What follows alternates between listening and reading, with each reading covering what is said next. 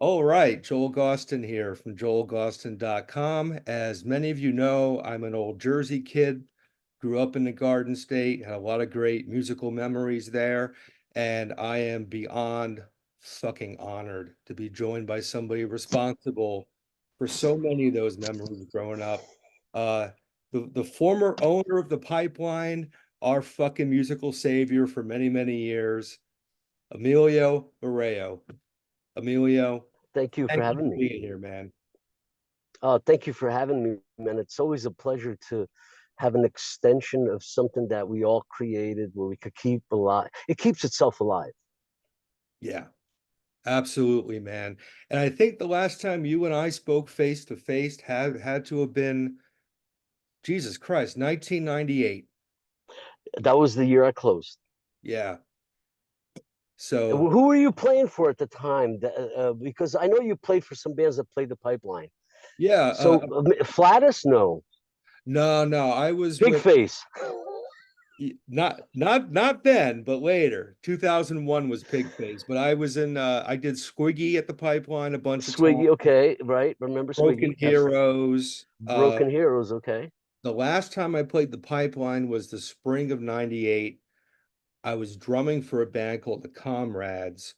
We played with Murphy's Law, and I think it was a benefit for something. I can't quite remember. But I Okay. want to say Was it? that What was, was not for Roma? Was it for Roma? Not for Roma. It might have been for. It could have been for Anthony Trance. yes. Yeah, I think it was a trance thing because Jimmy from the Comrades grew up with Anthony. Yes. So Yeah, Anthony might have passed away at that moment or somewhere, and you guys were they were raising money for his funeral, I believe, or things. Yeah. correct. That's right. Yes, thank you. Yeah, that's what that was. And that was the last time I played the Pipelines. I think you closed like, It's September '98. okay, yeah. So it was, just a couple months before then. Mm. But for those who don't know who Emilio is, Emilio owned a club in Newark, New Jersey called the Pipeline.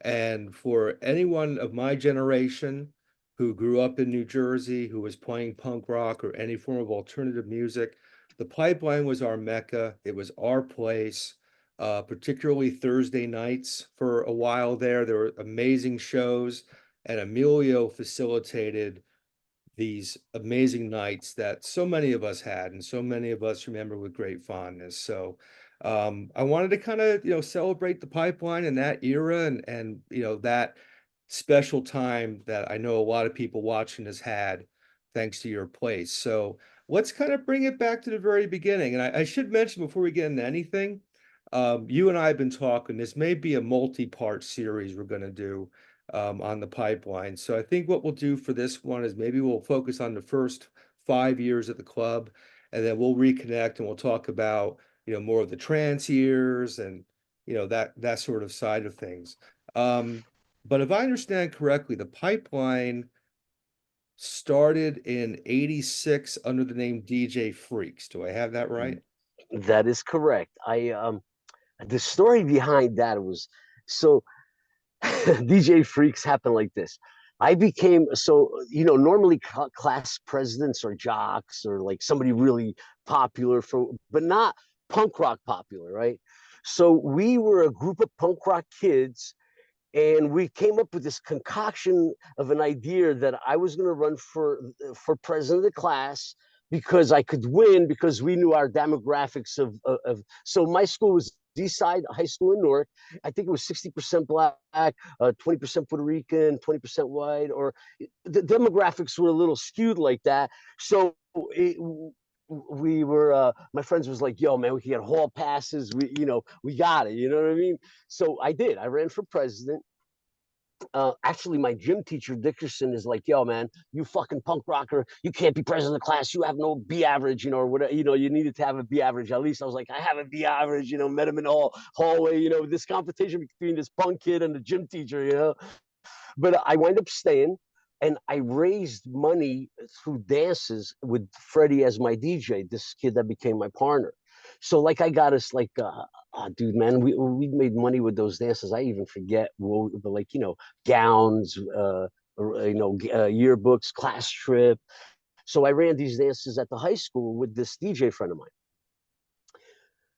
I go to Portugal after I graduated because I don't know what I'm doing. I got $3,000 in my pocket. At the time, 1984, that was a lot of money in Europe. I get to Portugal, I buy a horse, I leave Portugal, I leave my grandmother the horse. She's like, I'm not taking care of your horse, man. I'm gonna let it go. And we do. We live right outside the national park. She let my horse go. I'm sure some wolves had a great meal. Right. Hey, listen, in a farm, either an animal, she's too old, she can't handle horses. So an animal either works for you in a farm, or it's like a cat's like to catch mice, and the cows to get. There's no like free ride in the farm. So grandma was like, look, you had your fun, whatever. So I did Europe for 3 months with my skateboard, and it was a lot of fun. And I get back to the United States. I don't know if I want to go to college, man. I've been working since I was 13. I have some money saved up. And I go to see Freddie, and Freddie's distraught. His girlfriend left him. The guy wants to commit suicide. And I'm like, we're going to open up a nightclub. So I was 19 at the time, or 18. I don't know. I was 19 because my mom had to sign, even if I was 18, the same thing. But my mom, they had changed the laws for drinking age. So my mom had to sign the liquor license. My liquor license was under my mom's name and Freddie's name until I was 21. And I was 19. So Freddie was with me for 3 years. So I was one more year after that with him. But so Freddie and I opened, we looked for places down in the Ironbound. It didn't turn out, dude. It's crazy because I get a call from this real estate agent friend of mine that became the guy that you've seen exit realty signs. Yeah, yeah. This guy created a company, Lucky Realty, and he created this conglomerate called Exit after that. I think he's one of these Tony Robbins follower guys. And he made a deal with Exit, and he gets 1% out of every sale Exit makes. And they're America wide. Mm-hmm. He's my realtor. He goes, Mural, I got a great deal. It's in North Newark. Meanwhile, I don't know. I'm around the corner from one of the toughest projects in America and all that, right? Dude, they come to give us the keys. Rainy like a motherfucker. You're talking about omens, right? Raining like crazy. A guy comes down, bolting down the street. Remember the U-Haul across the street? Through the gate. The gate flips open, and this guy's car is through the gate. Another car, like we're waiting for the keys for the place. Like another car comes barreling down, almost goes into the club. We're like, holy shit, right? This is a true story, man. Then all of a sudden, the guy comes there to give us the key, and there's a fucking mop in the middle of the floor of the club. Well, in order for the pipeline to survive, I had to mop it. So I did have people once in a while help me out, like, people that would stop in, people that, for example, Manny Padilla, which was a kid from the neighborhood that was into punk rock, would come in and he asked me to help me clean the club, him and his wife at the moment, his girlfriend at the moment. Nice kid. Long story short on him, he's an architect today, lives in Montclair. Yeah. Punk rock kid. Wouldn't you look at him when he was coming to mop the pipeline, you wouldn't think this could be worth a dime in his future, like that. So the pipeline was like this. It became an inspiration, right? So going back to DJ Freaks, I own DJ Freaks for Freddie. My third year in, Freddie does not want to do live bands, and I want to do live bands. I know the live bands is what's going to immortalize the pipeline. Yeah. Freddie's against it. I don't want live bands, too much money, blah blah blah. He's not seeing it. We have this big fight. He slams a hammer on the ground like he's going to threaten me. I'm like, whatever, man, let's separate. Whoever comes up with the money first gets out. I was working for this guy, John D'Agostino. He had a security company in Newark Airport. And I asked, hey, John, look, man, my partner wants out. He goes, Emilio, tell him we'll buy him out. And, John turned out to be not such a nice guy, man. For some reason, people wind up in my life, and maybe they learned something and they got something better and they became a better person. But some people have come into my life and take advantage of that. But for some reason, I'm not a vengeful person. I rather watch other things. There's other forces that'll take care of you. You know what I mean? So John became a force like that. And it's a shame because I really think John never really you know, outside of Nine Inch Nails becoming popular and him having a dentist that the kid loved Nine Inch Nails, that's when he woke up. He's like, oh shit, Nine Inch Nails played our club. You know, can you get a poster signed for my dentist kid? And I was like, yeah, whatever. I faked the signature and I gave him a poster just to shorten the story. You know what I mean? To get rid of Freddie. Now Freddie is out, and my first show is Bad Religion, L7, Underdog, and Circle. And I'm sorry, Bad Religion, Underdog, and L7. What do I miss? Bad Religion, Underdog, L7, Reagan Youth. and Reagan Youth. Correct. He had That was the he first committed. show. That was the first. Yes, that was like well, we had a band, but it was a local band that just played, you know, covers and stuff. That was a friend. He helped me with the audio actually. His name was Lee. But the real first show was that, and the gentleman from Reagan Youth committed suicide not too long after that. Yeah, You Dave. know, and yeah, so I might put him on a wall too in the front. Well, let's get You into know, the wall because that's the one thing that, visually everybody saw pulling up to the place. Tell me about later on, right? Later on, because before it didn't have anything, but that mural for sure set an example or something. It did something. when did the mural come into play? The mural came into play. Okay, the people that did it, man, and I'm gonna forget some people, but the person that's still alive that was a principal in that is Porn, DJ Porn. DJ Porn is also Malik Griffith. He's a DJ. I don't know if you have seen Talib Kweli did an interview with Just Blaze, and they asked Just Blaze, "Hey, when did you feel like you made it?" And he was DJing at the Pipeline when he felt like he made it, you know, finally. And this guy's worked with Jay-Z and a bunch of other people. But that's a whole different of the story, you know what I mean?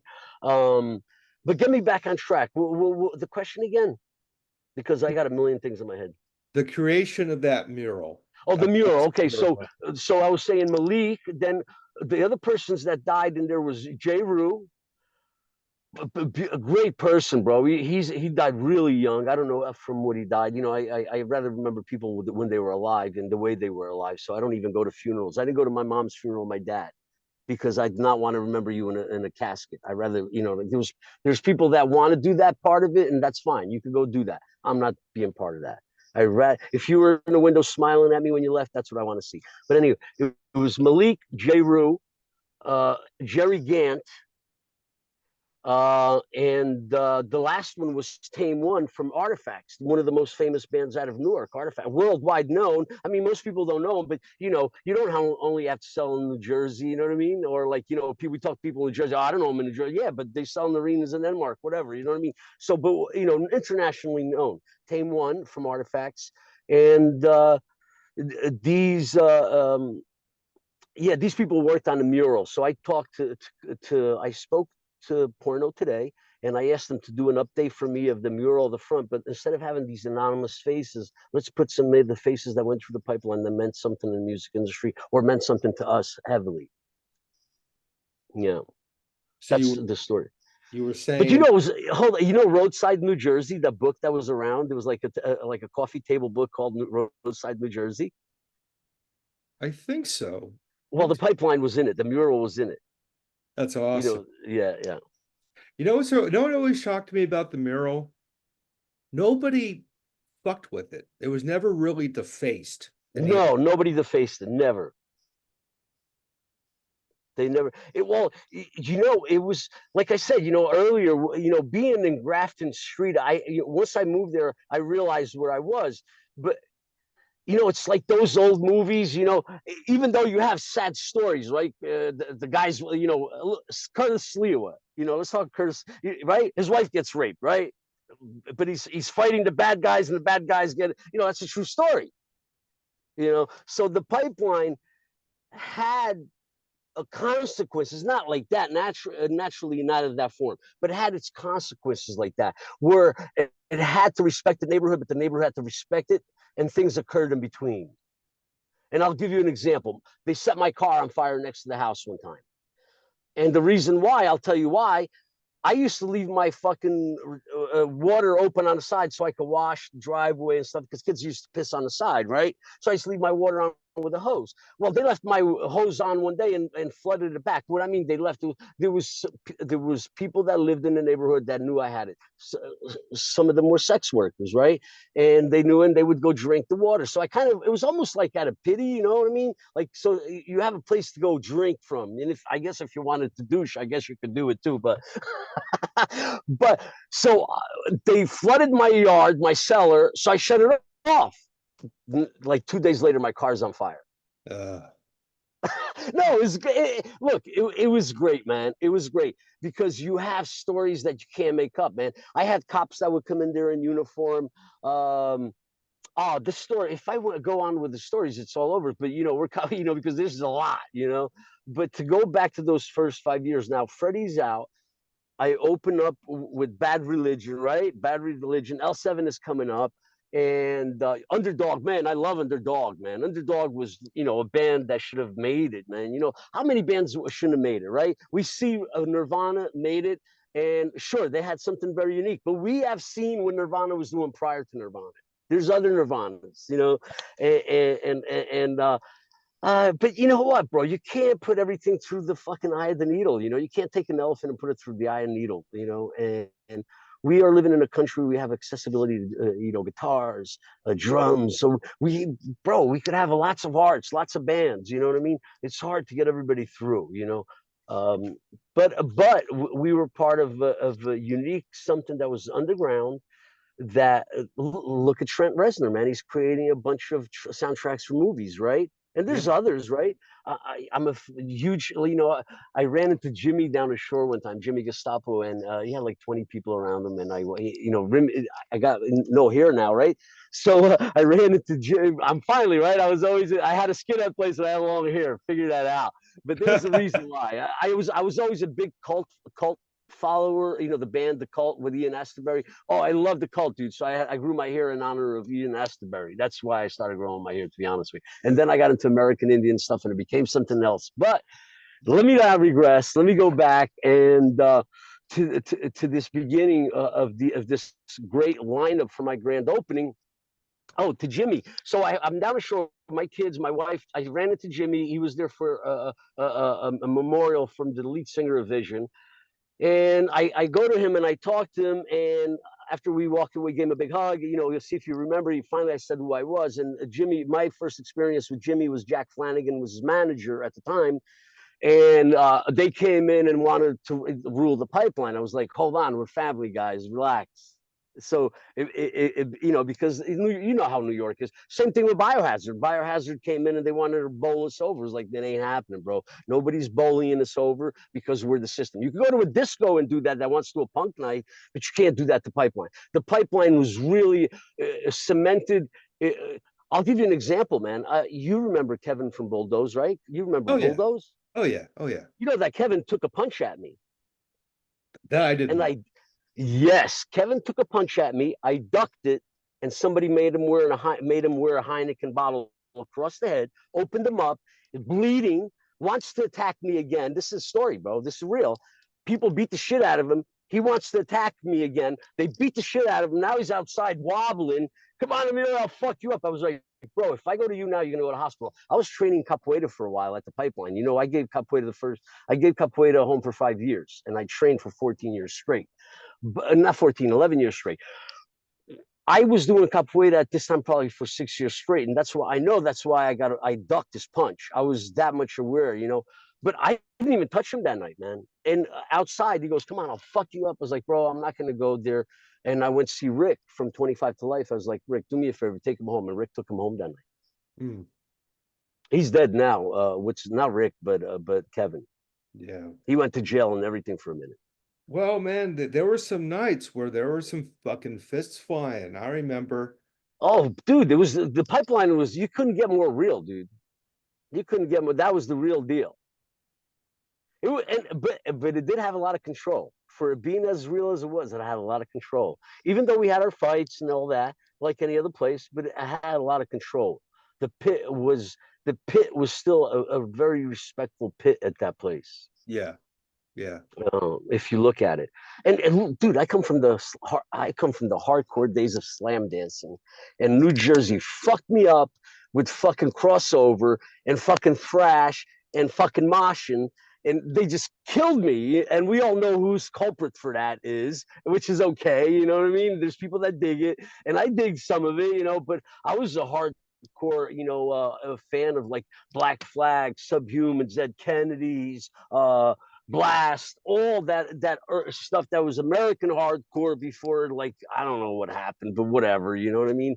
I think there's a revival and everything, so it's all good. you know. But to go back, so Jimmy became a staple at the Pipeline, and Jimmy was like my idol, you know what I mean? So I wanted to. The Pipeline became a place for the arts. I curated the arts. I tell the people to this all the time. When they opened up the New Jersey Performing Arts Center in Newark, the New Jersey state was giving them $25 million top rate. I never got a penny top rate, right? And not only did I never get a penny to operate, but the IRS came after me and the police came after me, which is cool, man, because you expect all that, right? Right. But I know what I gave. I know what it took to have that place there 14 years where people could hone their professionalism, whether it be capoeira, hardcore rap, or whatever it is that went through those doors. It came out of my pocket. And I mopped, I fixed the refrigerator, I worked the door, I swept. I mean, I was a bartender. I did all the positions, and that's how it survived. Otherwise, it wouldn't survive, because the nightclubs have a 3-year cycle. As we know, clubs go through this 3-year cycle, but I pushed the boundaries, man. I pushed the boundaries in marketing. Look, the Pipeline was so unique that we did the first raves. We did one of the first raves in the tri-state area. People don't know that. We had a group out of Holland coming through with a Volkswagen van that they converted, and you could, open the flip up the doors, and it'd be synthesizers. We're in front of the Pipeline at 5 a.m. on these synthesizers, da, da, da, da, da, woo, woo, woo, whatever, you know what I mean? But we did one of the first raves in the tri-state area. We were pushing the industrial when nobody was touching industrial either. Right. You know what I mean? And we got to have some of our favorite bands in the industrial scene play, like Nine Inch Nails, a Grum, Pankow, a Thrill Kill Cult. Right. Frank and those guys. Oh yeah. Meat Beat Manifesto, man. Meat Beat, Jack Dane, Yeah. bro. Fuck, man.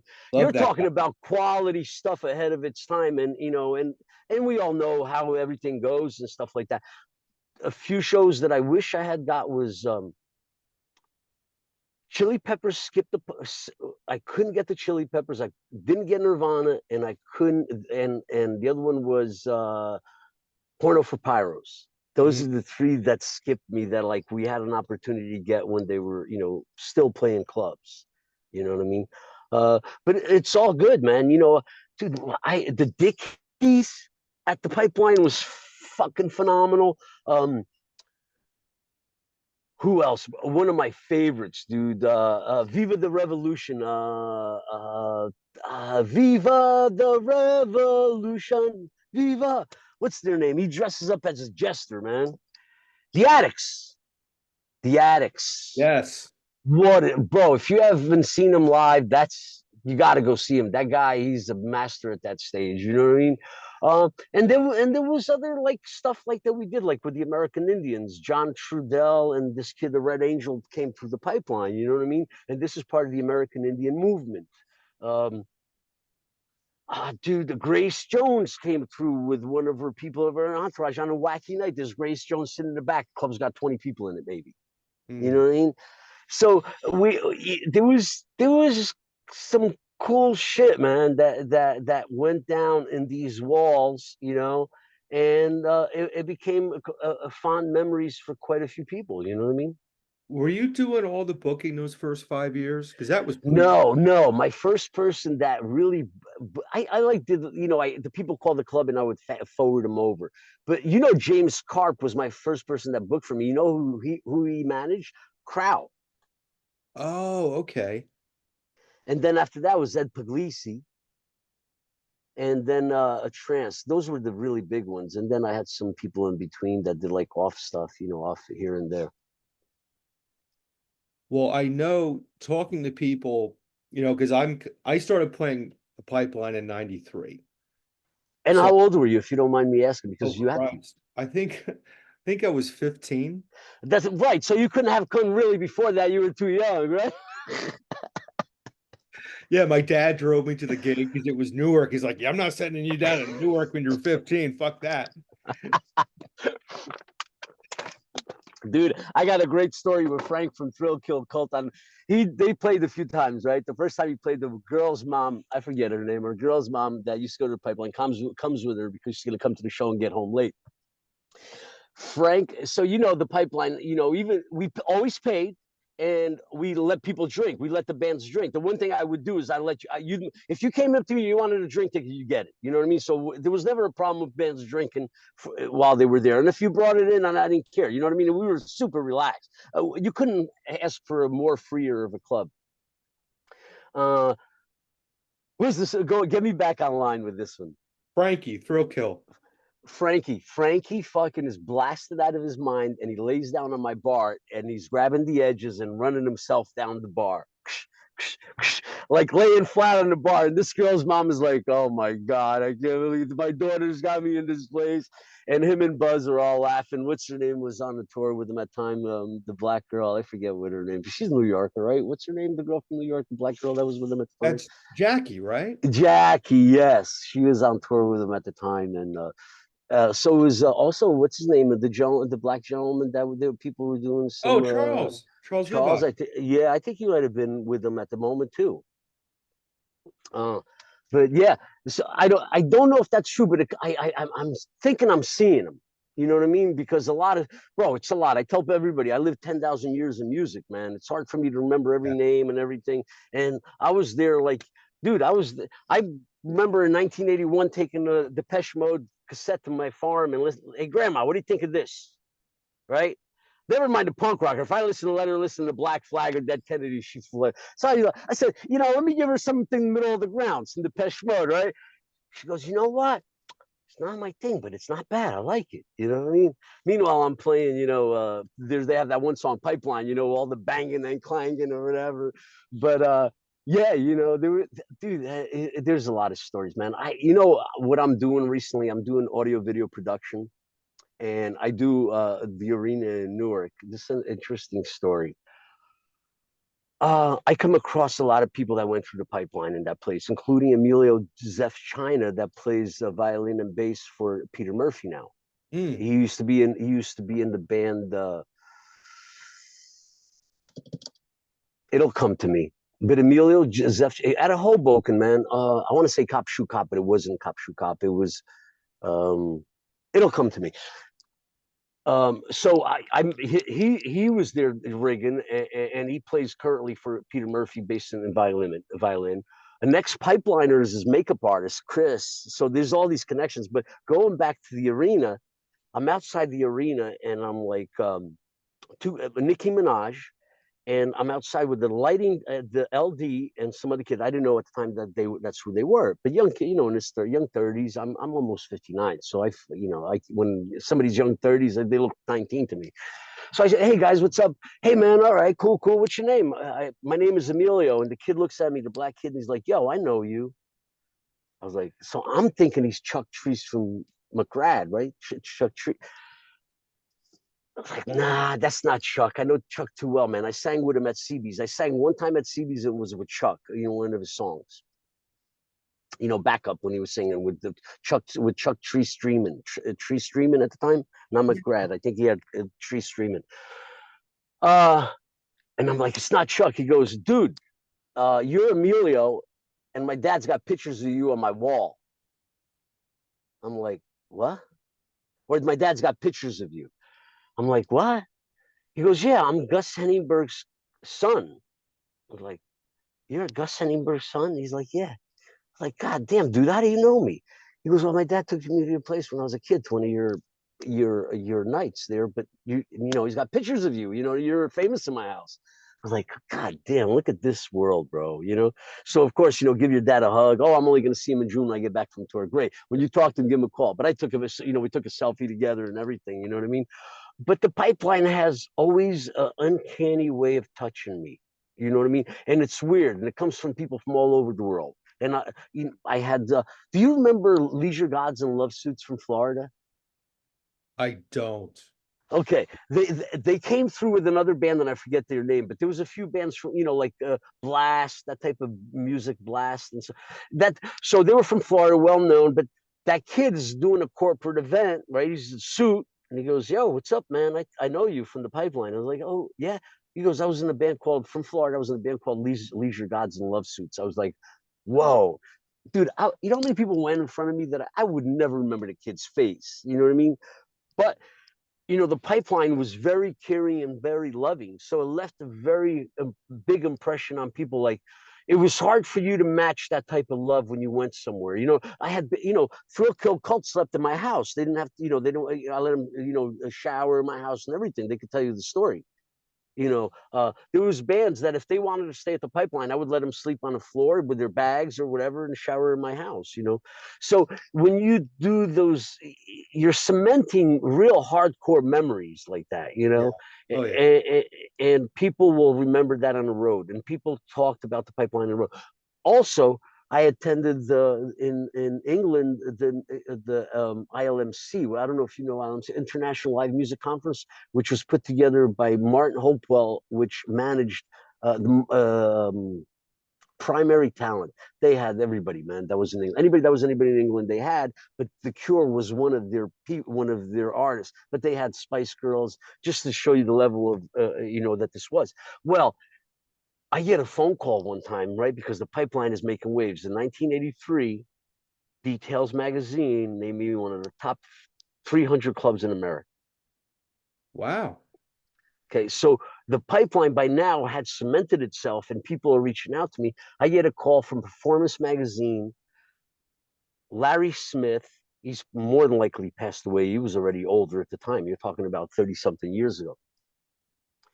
Gets a hold of me. One of my advertisers bailed out, and at the IMC in London, this is what it is. Want to be it'll cost you, put $1,500 on a credit card, and you'll be one of the party throwers at the Hard Rock Cafe in England, which was the first Hard Rock Cafe. By the way, I hope my kids don't watch this, but I had to toke up when I was there. You know what I mean? So, which later on came up is like, yo, Emilio, everybody's in suits. You're the only person in there. Everybody was the biggest promoters and producers of events all over the world that were at this event, including Emilio with this tiny little club in Newark, New Jersey, right? But I was in the middle of all of them, and I was through this party, so now I'm somebody. You know what I mean? Well, I had some really interesting things that happened out of that. But I went 3 years in a row, and I was taking the flyers that we made at the pipeline. So some of the flyers were professional, like from bands like Anything Box.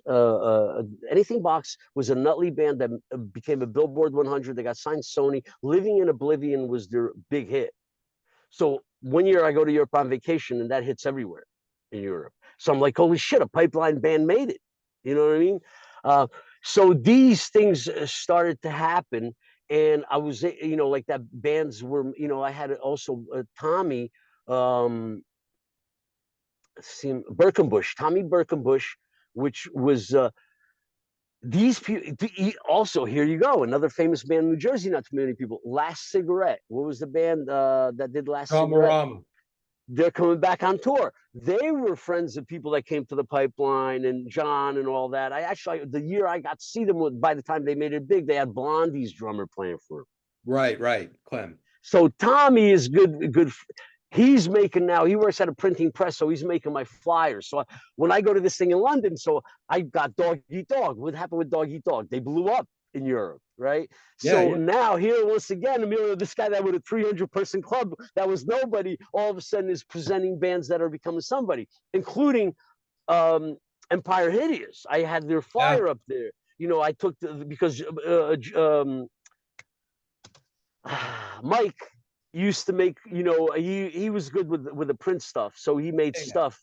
Yeah, so I entered some of the posters into the contest of these bands that were obscure, that eventually became somebody. And Emilio, when he went to these conferences, was somebody. You know what I mean? Even though I was the smallest person in what I was doing, if you look at all those other people, you know what I mean? But in the end, you carry yourself. I always tell everybody I'm a parallel entrepreneur, and what I mean by that, um, first of all, nobody could gauge my success, right? No, that's between God and me, and I don't gauge success by money. You know, Bob Marley's my hero, and I quote him a lot. And one of the things he says: if you're going to follow numbers, you'll follow them forever because they're infinite. Yeah. Okay, Yeah. so be happy with what you have. Every man has its own burden. uh, so there's a lot happened to me, man, in the pipeline. And it was like, it was a school for a lot of us, man. There was a lot of us that got a lot out of it. My push of the American Indian is very much in play today. In America today, we have a debate over illegal aliens. We're all illegal, man. We invaded this country. It's American Indian country. Do we have a permission? Have we gone to the Lenape and say, hey, man, give me a stamp, say I can stay in New Jersey?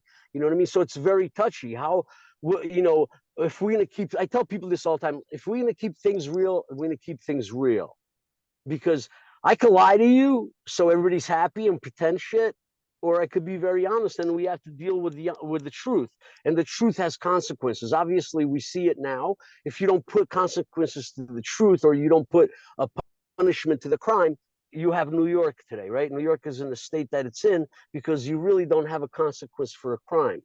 The truth is not obliged. Do you know what I mean? I don't know how long we could do that for, man. This country is made out of the truth, man. The American Indian was a very truthful person. His honor was very strong, and that's why you hear of people bombing all over the world. The Irish, the Spanish. There's a bunch of them at one time or another that bombed their own people. When did you hear of American Indians bombing America? Never. That's honorable person, bro. The only Indians that never signed the Declaration of Treaty were the Seminole, and they took the leader, they conned him, they brought him to Sullivan Island in South Carolina, they put him in a cell next to the ocean with no bed covers for a month. He was dead within a month because they gave him pneumonia. Obviously, they wanted to kill him. They didn't have to poison. They didn't have to do nothing. Just I'll put you somewhere near somewhere that's humid, and I'll let you stay there without a cover for a month. See what happens. You know what I mean? So look, the one thing for sure I am doing on this earth is I'm here to free my spirit, and the only way we can free our spirits by being truthful. And the pipeline was born out of this truth, man. The pipeline was born out of this. We are a unique fabric. The punk rock, the underground, the alternative is a unique fabric. It creates something. It transcends something. It shows itself. It shows its value today, and you're seeing it. The value of punk rock. Turn on the TV. I'm sure you'll hear Iggy Pop in a commercial. Yeah. Turn on the TV, and you'll hear the Viva the Revolution. I just talked about it in a commercial. These people are people that had the very unique sound that'll be timeless forever, but they didn't make any money, and their music could be used because it's artistic and it's still cheap for the advertiser to use. You know what I mean? Yeah. So I give a lot of respect to that, man. I heed to the consequences. I heed to the knowledge. I heed to what I see. I don't only see the winner of the war. I see the loser of the war. Mm. I hear you. I hear you. Yeah. Let me throw some names at you from those Go first ahead. 5 years. Yeah. Because I was way too young at that point, but I was reading all the ads in like the old East Coast rocker and stuff like that. Well, somebody was nice enough to put those out, right? I think that was there was somebody that worked there that put out all the ads from the pipeline. They had them on digital. So, yeah, I'm trying to remember that person. And that person, I confuse them on Facebook with you sometimes, but I'll remember in a second. But go Well, I ahead. posted a bunch of those ads a couple years ago, but I'm sure it wasn't me. But I did post about 20, 30 ads once. Oh, that might have been you then. Then it Yeah. was you. Yeah, I was at my mother's in Indiana, and she has a lot of my stuff from back in the day. Okay. And I opened a box, it's all these cutout clippings of pipeline ads. Okay, so it Not was you. across her kitchen table and snapped a picture and posted it. Uh, Okay. yeah. Yeah, it's amazing that stuff survived. But there were a couple bands I want to bring up to you because I know, you were talking about bands that kind of were starting up, played the pipeline, exploded. First on the list, Typo Negative played in his first Pete five. Steele used to come in and sit there by himself on the corner, man, and just be like, like everybody else. Yeah, what's what? Yeah, ask me about him. Outside of Pete was very humble and quiet. Yeah, yeah, yeah, So you know what I mean. So he would come and just be on be hang out, and I think he was happy not to for anybody to fuck with him. You know what I mean? Like nobody's bothering me. I'm cool. yeah. You know what I mean? I'm good. I'm having my beer. Nobody's bothering me. I'm love it. I know Blitzspear. But it Remember? was good band though. Yeah, I think there was a bill. It was Typo Negative, Prong, and Blitzspear on the same bill. It could be, bro, but this is when they were nobody. Prong eventually blew up. Blitzspear didn't go anywhere, and Typo Negative, we lost Pete Steele. He Yeah, had a lot to offer to the music world still, right? yeah, totally. Maybe I'll do one of the other faces. It'll be Pete Steele. I'm glad we talked about this. Yeah, yeah. Pete was cool. I had a couple run-ins with. Oh, dude, he was cool as fuck. Yeah, Yeah, he was. he got me fucking wasted one night when I was like 17 years old. But that's a whole other story. Yeah, yeah. You know who I got wasted in New York City one time? Gary Sunshine from Circus of Power. I used to hang out with him in the city all the time at the Oh yeah. old at the Limelight. Yep, yep. I remember the Limelight too. That was yeah. Played the Limelight. That was interesting. Yeah, it had a good run. I had a good run, the Limelight. That whole era is so sacred, because not to do the old man, back in my day, but that whole scene could never exist now. Well, people ask me to open up the pipeline, right? You can't replicate that. No, no. You know what I mean? It's like somebody asked Ziggy Marley, they're like, "Yo, man, I see you found a guy to play your dad." He's like, "Yeah, but my dad was a spirit dancer, right?" He goes, "You can't fake that. That's like that's something that you invoke. You know what I mean?" So there's definitely things that happen at the pipeline that were invoked, Yeah. and you can't replicate invocation. Yeah, No, you for can't. sure. It For sure. really was a tribe, Yeah. It was Thursday nights, a little bit later when I was getting into it. You'd see like Billy T from the Wretched Ones, like the Pipeline's Norm at the bar. Oh, Billy T helped the pipeline a huge amount, man. Yeah. Yeah. He's in the new band with young kids. You saw that, right? No, I Yeah, didn't. yeah. Oh, he's in the new band, like young kids. He's like the grandpa. They did a Yeah. video and everything, like some zombie looking thing. You should check it out. Find it Yeah, yeah. I because saw he works at Sam Ash, or he did. I don't know if they closed down or not. Yeah, I heard they were gonna close, but I ran into Billy at a barbecue last fall. A Okay. buddy of ours who has a studio up north in Jersey, was throwing a Labor Day party, and I walk in there and there's Billy with the chicken. I'm like, Billy Hmm. T, you Good don't guy, remember me, but I man. remember you. Billy T and Armin, man. Armin saved that the Nine Inch Nails show. Armin saved the second one because Nine Inch Nails played twice. Let's get into that because everybody talks about when Nine Inch Nails played the Pipeline. Yeah. That was at 91, 93, 91, 89, and 91, and 89 and 1990. So it fits in at the right time for us and what we're talking about. So how did Nine Inch Nails get to play there twice, or just to begin with?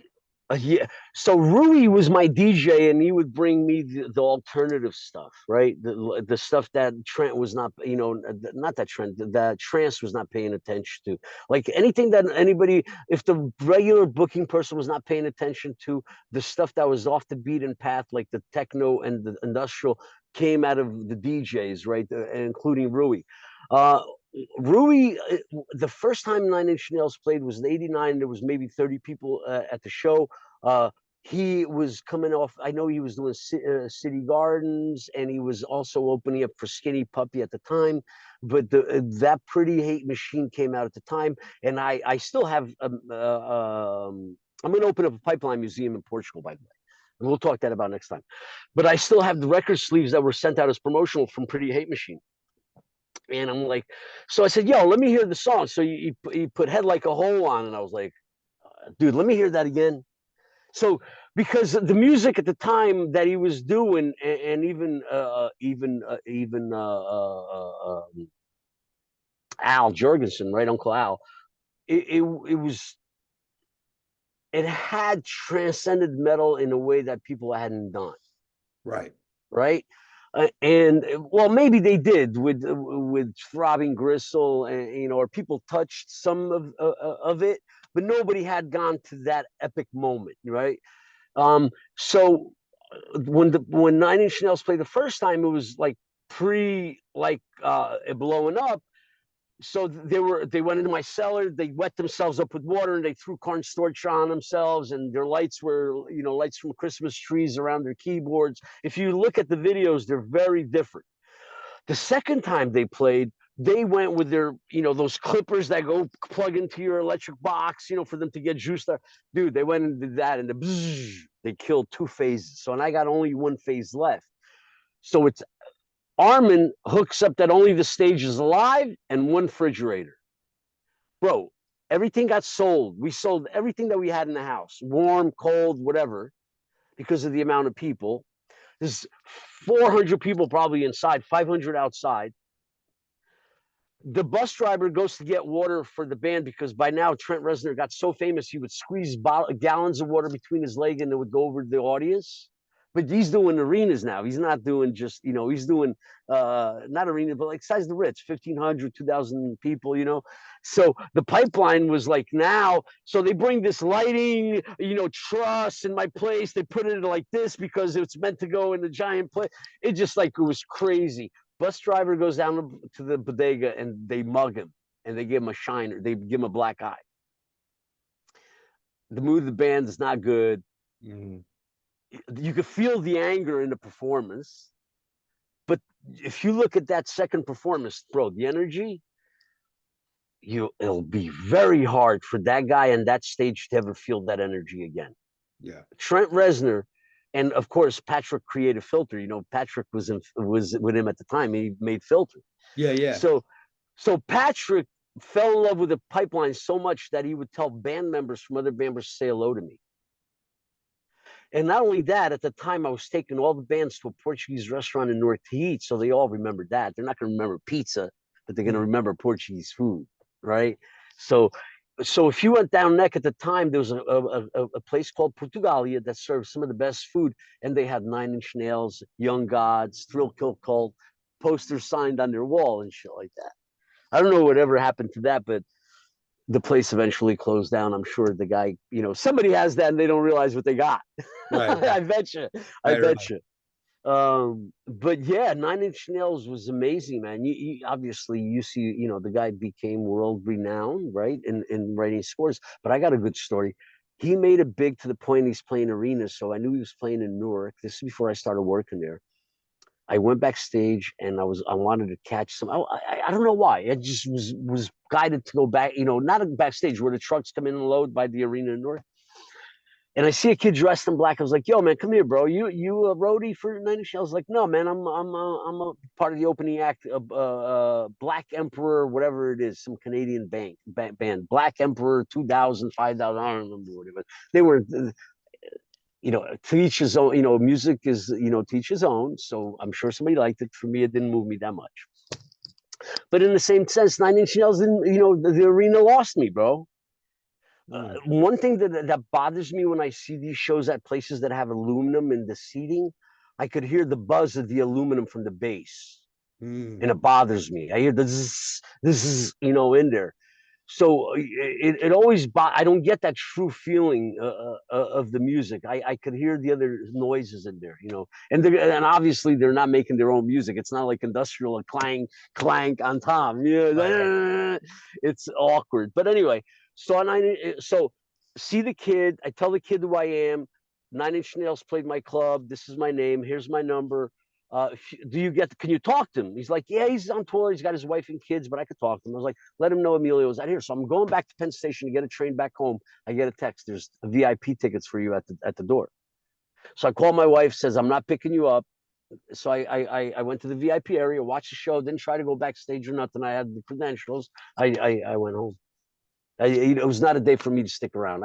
I'm sure I probably had to get up like some stupid time in the morning or so, because the production sometimes you do it off hours, whatever. Yeah, yeah.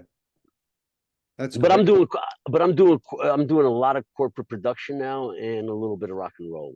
Corporate pays better, Yeah, yeah. and I like it because I'm privy to a lot of information. I do Fortune 500 companies.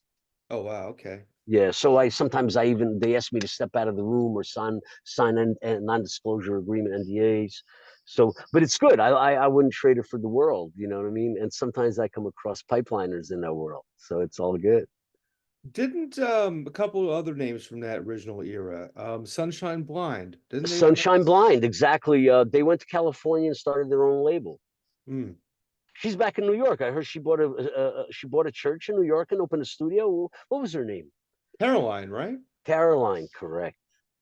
She's back in New York, and I heard she bought a studio. She bought a church somewhere in New York and turned it into a studio.